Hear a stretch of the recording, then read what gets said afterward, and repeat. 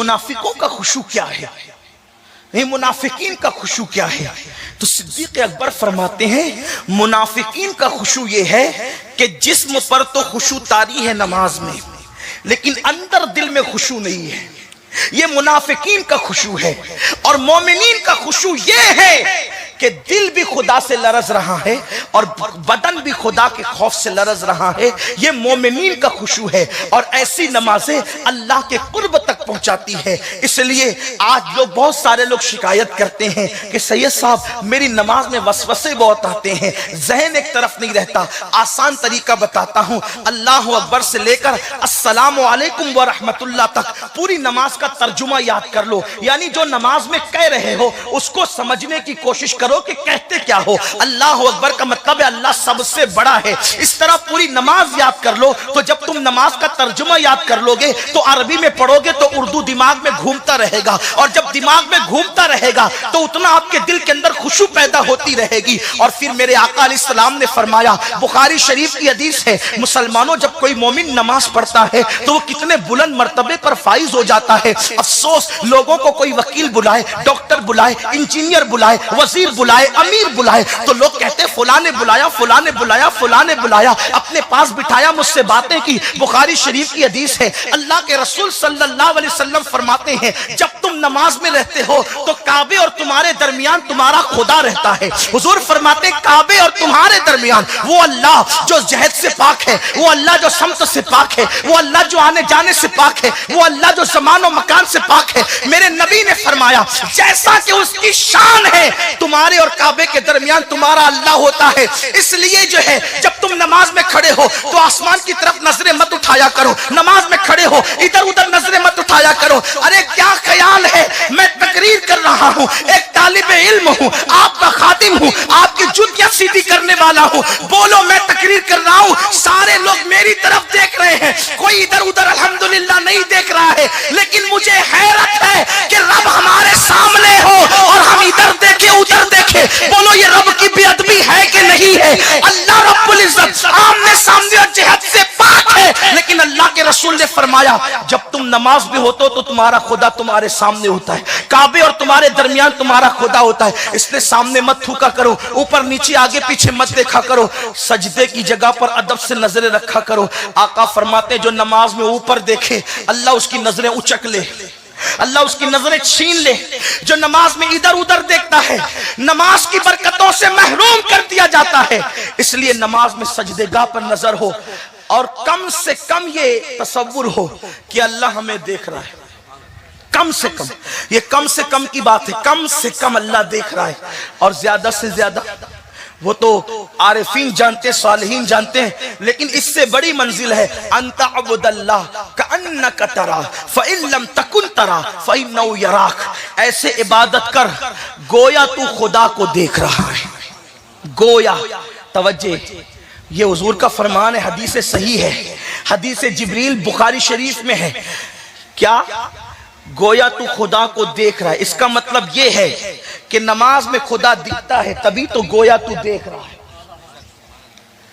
दुनिया में आंखों, सर की आंखों से तो कोई उसको नहीं देख सकता, लेकिन कुदरत ने दिल की आंखें ऐसी दी है कि जिसमें खुदा नजर आता है।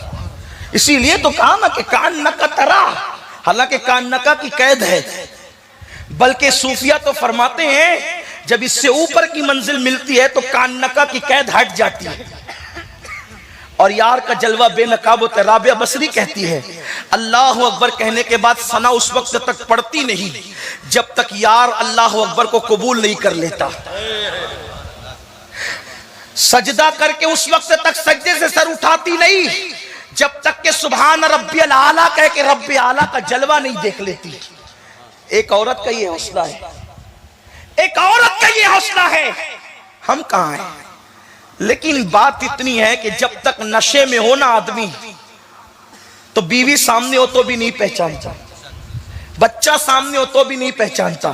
ध्यान दे रहे मेरी बात पर, कोई मुश्किल तो नहीं कर रहा हूं, आसान ही कर रहा हूं। नशे में हो सामने जो नहीं पहचानता, नशा उतरे तो पहचाने। पता चला यार को पहचानने के लिए नशे से बाहर निकलना जरूरी है। अरे जिसे शराब और कुत्ता गोली का नशा हो उसको यार नजर नहीं आता, तो जिसको दुनिया का नशा हो उसको यार कैसे नजर आ सकता है?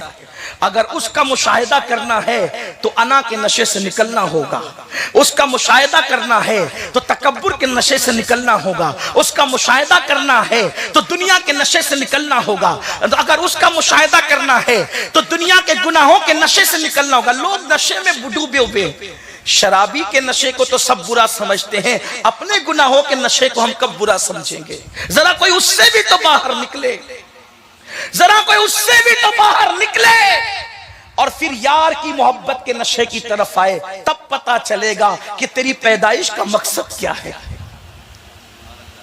हमारे आकाओं ने खुशू से नमाजें पढ़ी, इसीलिए अल्लाह के हबीब अलैहिस्सलाम के बारे में अम्मा आयशा कहती है जब हुजूर नमाज पढ़ते थे तो इतनी खुशू के साथ पढ़ते थे कि अल्लाह के हबीब अलैहिस्सलाम के सीने से ऐसी आवाज उठती थी जैसे चूल्हे पे रखी हुई हांडी से आवाज निकलती है। बल्कि अजान के बाद हुजूर की कैफियत ये होती थी कि हुजूर हमको जैसे पहचानते ही नहीं हो।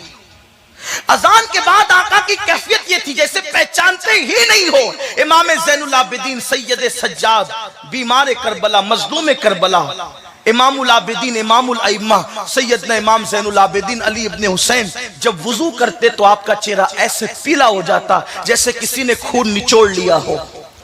लोग कहते हैं आपका चेहरा पीला कैसे हो जाता है? फरमाते हैं तुम्हें पता नहीं वुजू के बाद किसकी चौखट पे खड़े होने जा रहा हूं, किसके दर पे खड़े होने जा रहा हूं।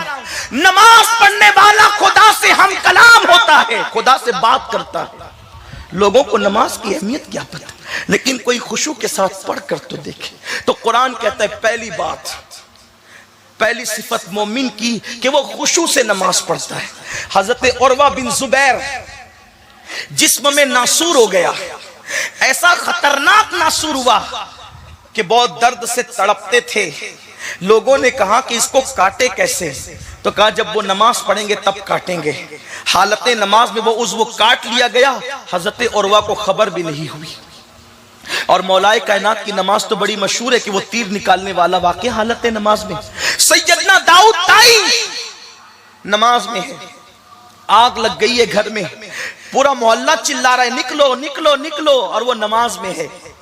आग बुझ गई, नमाज पूरी की, सलाम फेरा का, ये भीड़ काहे की है? हजरत दाऊद ताई इमाम आजम के शागिर्द हैं, अपने वक्त के बहुत बड़े सूफी वली बुजुर्ग हैं। फरमाते हैं ये भीड़ काहे की है, ये धुआं काहे का है? कहा हजरत आपके घर में आग लग गई थी, घर जल रहा था, हम आपको बचाने के लिए आवाज दे रहे थे और आपकी मोहब्बत में ये भीड़ जमा हुई। फरमाया अल्लाह की इज्जत की कसम मैं तो यार की बारगाह में खड़ा था, मुझे खबर ही ना हुई। ये नमाजें थी और यही नमाजें इंसान को मर्तबे तक ले जाती है। हम जो नमाज पढ़ रहे हैं बड़ी माजरत के साथ, पहले तो पढ़ते नहीं और पढ़ते तो खुशू नहीं। सुभान रब्बियल आला कह रहे, पता नहीं कि रब्बे आला की शान भी क्या है, मालूम ही नहीं है कि सुभान रब्बियल आला का मतलब क्या है। अल्हम्दुलिल्लाह रब्बिल आलमीन पढ़ रहे, पता ही नहीं कि अल्हम्दुलिल्लाह रब्बिल आलमीन